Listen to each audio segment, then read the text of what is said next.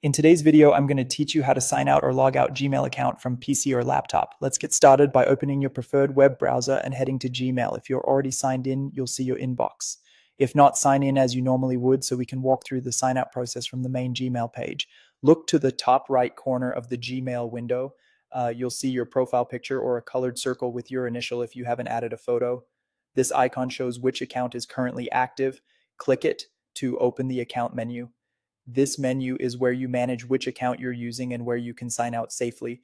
In the menu that appears, click Sign Out. Gmail will close your session and take you back to the Google sign-in screen. This signs you out of Gmail in that browser and usually across other Google tabs in the same browser as well.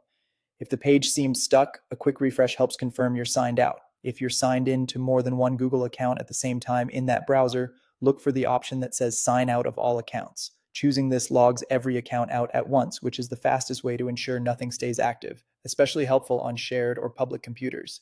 Don't worry, this only affects the browser you're using right now and does not sign you out on other devices. Now, if you don't just want to sign out, but also want to remove the account from the sign in screen so it doesn't appear as a quick option next time, you can do that too. This is useful if the computer is shared or if you simply want a cleaner list of accounts. After signing out, you'll be on the Google sign in page. Click Remove an Account. You'll see a list of accounts that have been used on this browser. Find the one you want to remove and click the red minus icon next to it. This action won't delete the Google account itself, it just removes it from this device's sign in list. When prompted, click Yes, Remove to confirm. The account disappears from the list, and you'll need to enter its email and password again if you ever want to sign back in on this browser. That's it.